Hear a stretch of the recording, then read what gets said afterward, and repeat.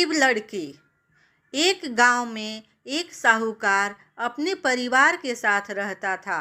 परिवार में उसकी पत्नी, एक बेटी और एक बेटा था। उसके पास शानदार बंगला, नौकर चाकर, गाड़ियाँ और सब शानो शौकत का सामान था।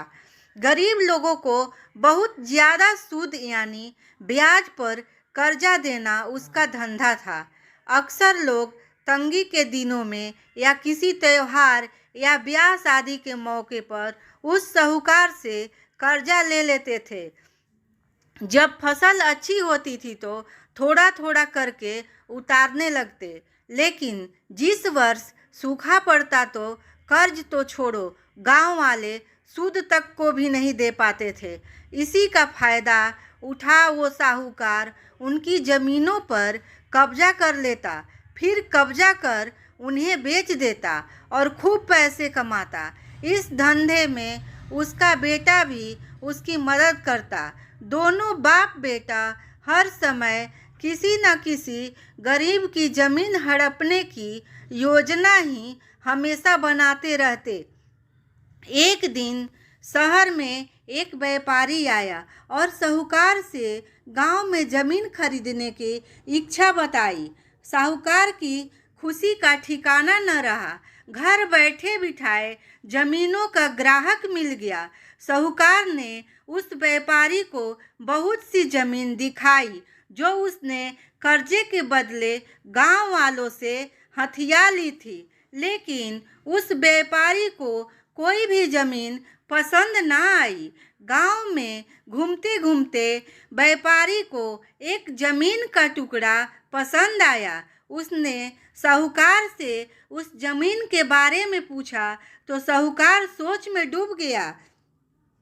असल में वह जमीन तो एक बिन माँ बाप की लड़की की थी जो वहाँ पर रहती थी। उस लड़की के माँ बाप ने साहूकार से 20,000 रुपये कर्ज लिया था, मगर उसे चुकाने से पहले ही उसकी मृत्यु हो गई। बेसहारा लड़की की हालत देख गांव की पंचायत ने साहूकार से उस जमीन पर कब्जा न करने को कहा। भला पंचायत की बात कैसे टाल सकता था साहूकार, मगर दिल में हमेशा ही उस जमीन पर कब्जा करने की बात सोचता रहता था।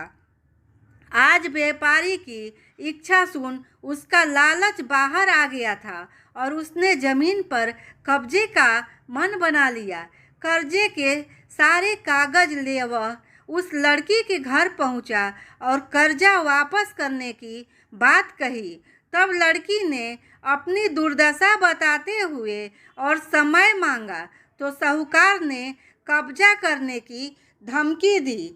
धमकी सुन वह लड़की पंचायत के मुखिया के पास गई और उसकी जमीन को बचाने की दुहाई लगाई। सारे गांव में यह बात आग की तरह फैल गई कि साहूकार उस बेसहारा लड़की की जमीन पर कब्जा करने वाला है। यह बात उड़ते उड़ते साहूकार की बेटी के कान में पड़ी।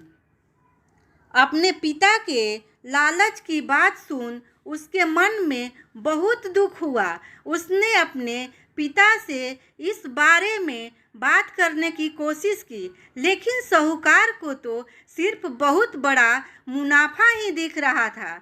उसे बेसहारा लड़की की दुर्दशा या अपनी बेटी की निवेदन का कोई असर न हुआ और उसने उस जमीन पर कब्जे का ऐलान कर दिया। साहूकार की बेटी ने भी जिद पकड़ ली कि उस लड़की के जमीन पर कब्जा न होने देगी, पर अपनी एक न चलती देख उसके दिमाग में एक योजना सूझी। अगले दिन सुबह सुबह वह बेसहारा लड़की और उसके साथ 2 लोग साहूकार के घर पहुँचे और कर्ज की 6,000 की किस्त दे दी। साथ में यह भी कहा कि 3-4 महीनों में कर्ज के बाकी रुपए भी उन्हें मिल जाएंगे।